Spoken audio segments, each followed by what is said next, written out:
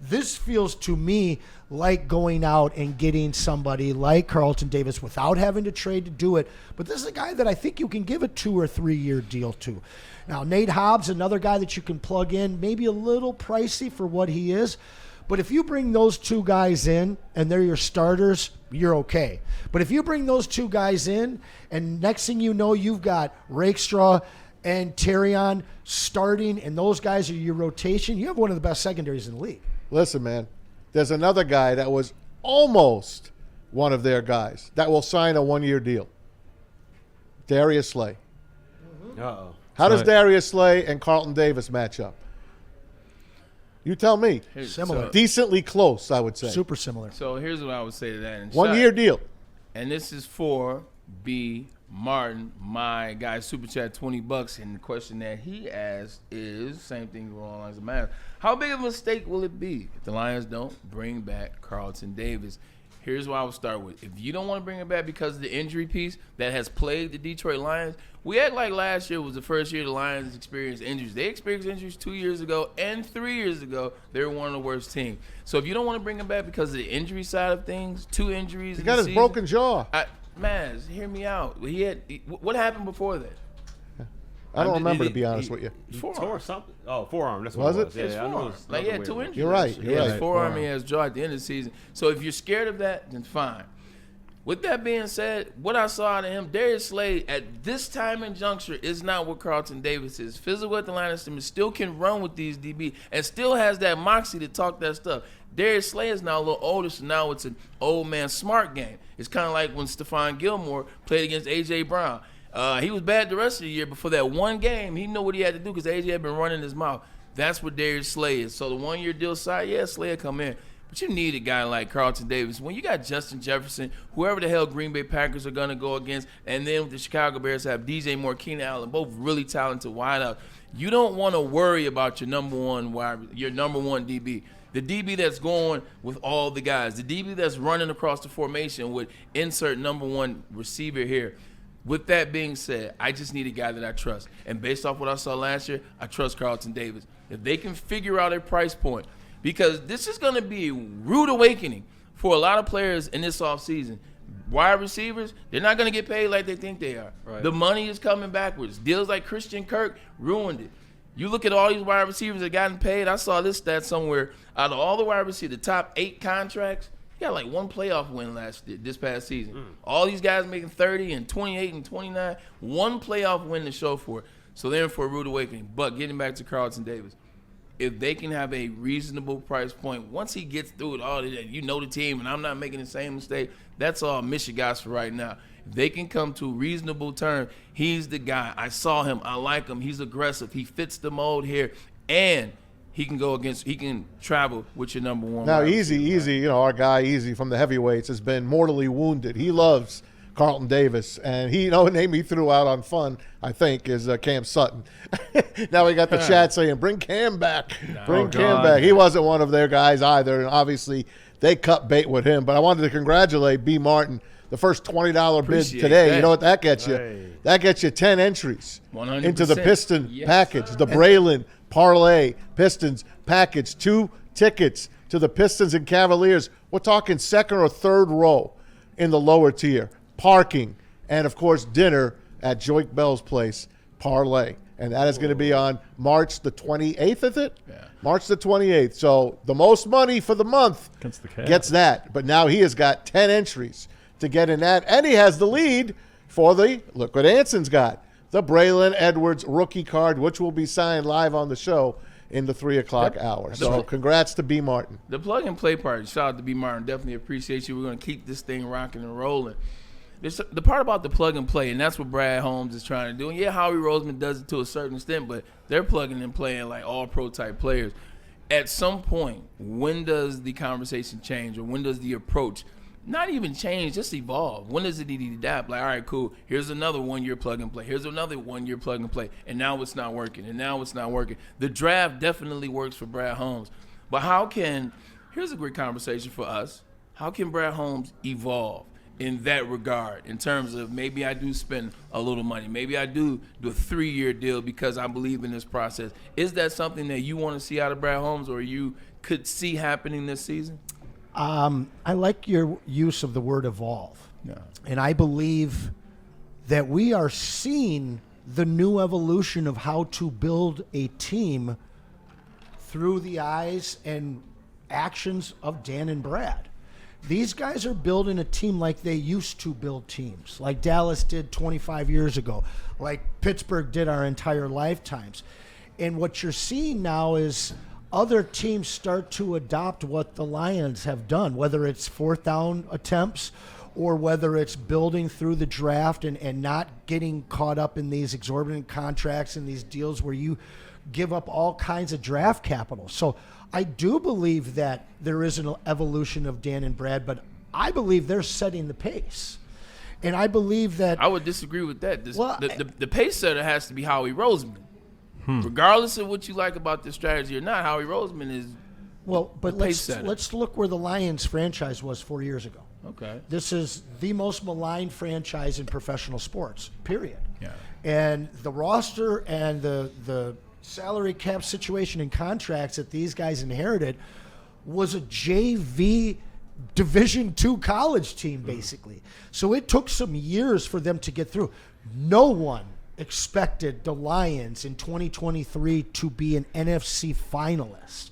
Sure, everybody had lofty expectations, but 4 years ago, if you would have said that everyone's demanding a Super Bowl out of this team the last 2 seasons, you would have said we're far ahead of the curve. And there's nobody to blame but the people that are running this team right now, and they have not deviated from that. I love me some Easy. But this is the same guy that has wanted us to get rid of Jared Goff. For who? Yeah. I mean, there's 4, 5, 6 guys like Jalen Hurts, like Pat Mahomes, like Josh, Allen in the league, and then there's everybody else. There's so many guys on this team that Detroit Lions fans are just attached to. Listen, J-Mo's probably not going to be here past his rookie deal, fans. You're going to have to deal with that. I think I might agree with you on that. You can't hire and have $50 to $60 million worth of players as your edges. It doesn't work. I know that's what you want, Lions fans. Okay, but I agree with you on that. And you're absolutely right about that. And I even agree with the J-Mo piece where he may make real quick, though, pass. Carlton Davis is this year's Jamal Williams. Everyone wants him here because we had so much fun with him and what he meant to us. But Monty is a better upgrade. A guy that plays more than 82% of the games. Literally, you look at Carlton Davis, out of 1 year, he played in December and January. Otherwise, he missed all or part of each one of those months. Those are when you need the guy.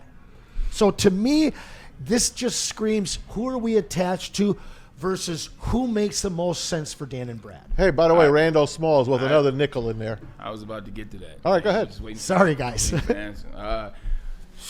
Me bring my thoughts back. No, you call him Jamal Williams is disrespectful. Jamal Williams had 20 touchdowns on the 1 yard line. He is not the same player that Carlton Davis was. I watched Carlton Davis get into SHIT of number 1 DBs, Justin Jefferson, and a couple others included. And those DBs actually, this is good.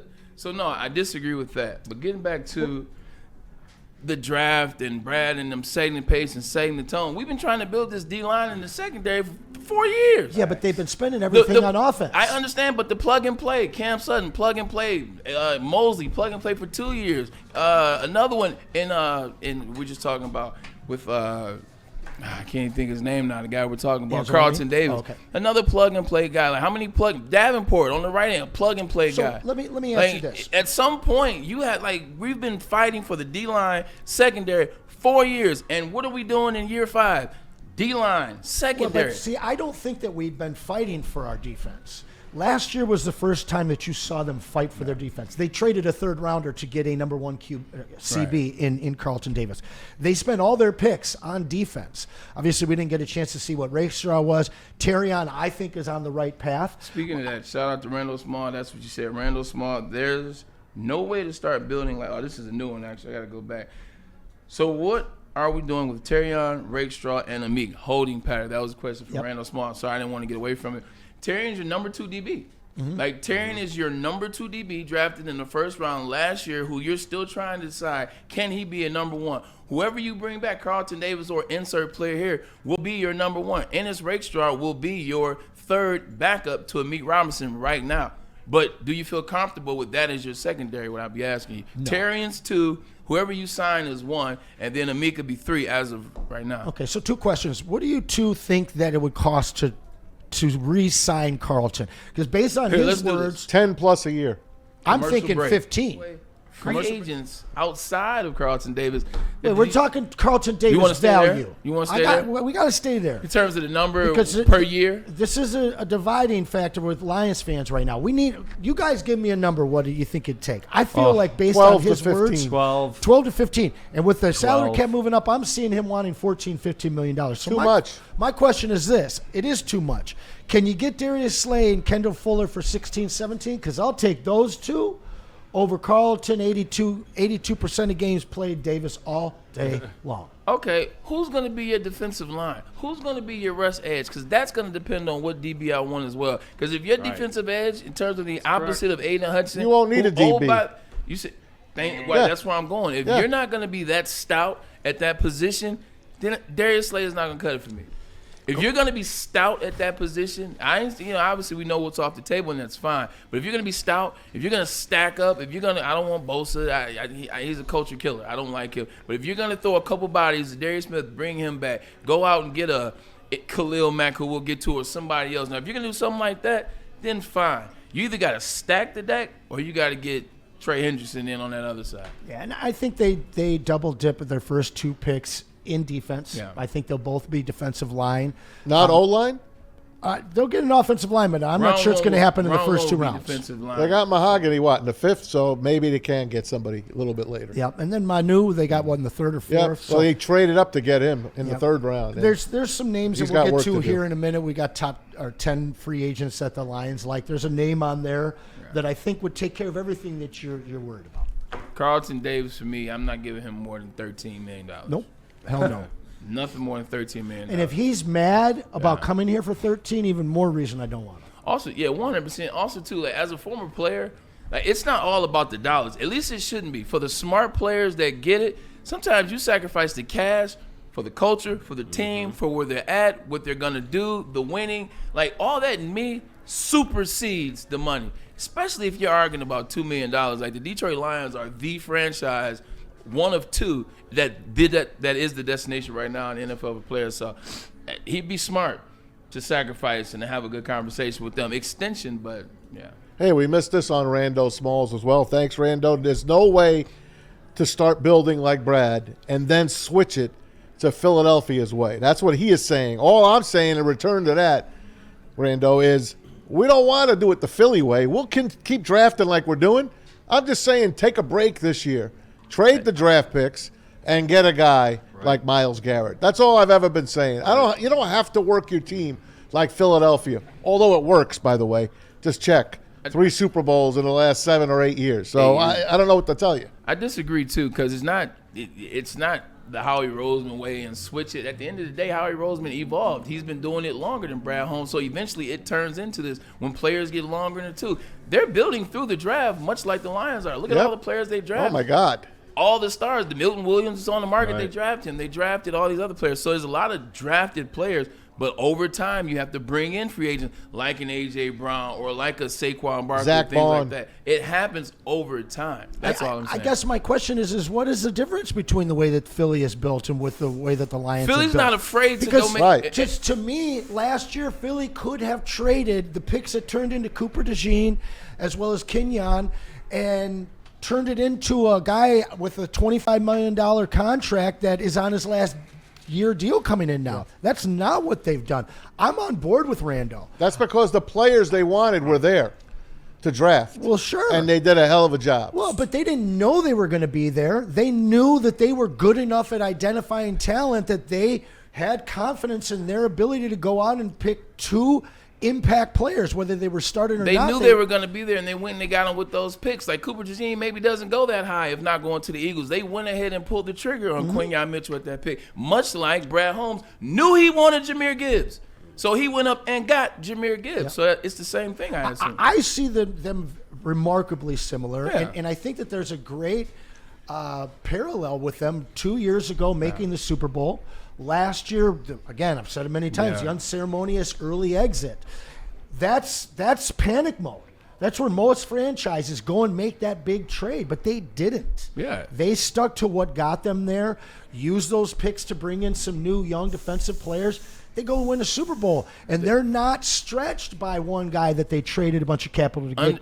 Understood, but look at the moves they made. You're now rolling into my side, and I appreciate it. It's happened over time. Eventually, they needed to get an A.J. Brown. They pulled the trigger. They went out and got in free agency Saquon Barkley and paid him.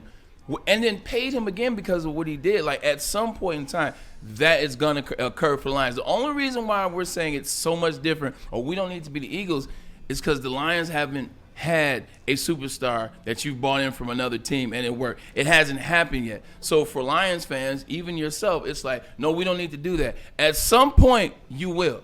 I actually appreciate you clarifying that, because I do believe and agree with you that that is the next step of the evolution. But for the last two off seasons, one of my most respected, Lion knowledgeable guys, he's been really upset that they didn't go in and make these splash deals. What I see with this regime is they go into these free agent classes much like the draft, and they have a short list of players that they would want. And if they don't get them, it doesn't matter. They're not going to desperately go and sign another guy because they need an edge or they need to fill this hole. They would rather get a one-year patchwork guy in there and try and address it to the draft. I do believe that at some point, now that this is a free agent destination, that there is going to be a major free agent that they have confidence enough to put a 3-4 year long-term deal on. We haven't seen it yet, but I think that they have figured out their holes to where there's just a few versus 17 like there was 2 years ago. So yeah, I will agree with you guys on that one. They do need to take that plunge and find that Saquon through free agency without having to give up draft picks that takes them to the promised land. Hey, the super chat is hot and heavy again. It is B. Martin against Rando. B. Martin with another $20. Hey! He's got 20 entries. That's right. For the Braylon Pistons package, the Pistons parlay package. Huge. 20 entries already and $20 right now. He's got $40 riding on that Braylon card, looking like he's going to get a nice signed card. And he says Lions cannot continue to lean on the draft develop method. Drafting and development should be a core for your team, but sooner or later, you have to take a swing and trade for a player to get you over the hump.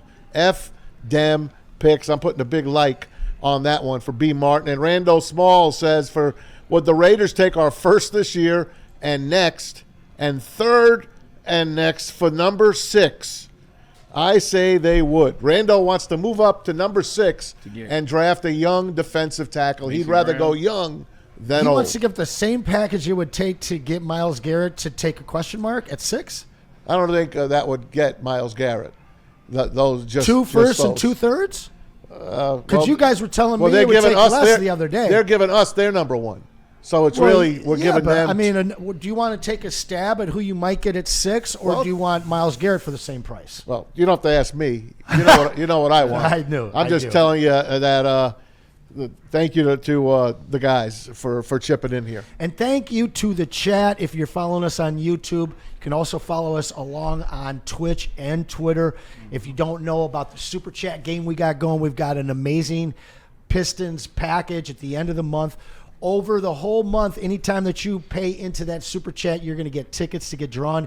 And today, the number 1 Super Chatter today will get this Braylon Edwards rookie card signed by the Wolverine legend himself. Tom Maswell, I want to 100%. I appreciate your answer for that autograph. No problem at all. Conversation, even everything. That package, the Pistons package, it's legit. We'll get to that a little bit later. Okay. I want to get to something that you said. Aiden Hutchinson. Would you extend Aiden Hutchinson now and then sign Kirby Joseph and then wait J-Mo out? I think it puts you ahead, and I'll let you answer the question. Would you extend Hutch now as well as Kirby Joseph and then wait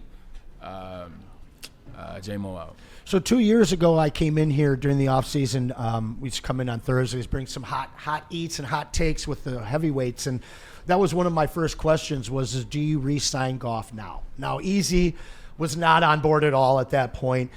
Goff hadn't had his first magic season, which was 2023, so we didn't quite know who he That was after the 9-8 year, right? Correct. Okay. But imagine if you signed Jared Goff going into 2023. $33 million. Exactly. $33 million. Exactly. You're saving yourself $10 million plus a year. And I think that this is an even clearer signing because there isn't the question of can Hutch be a premier passer or edge rusher as he is in this league. We already know what he is. This isn't a torn ACL. This isn't a ruptured Achilles. This is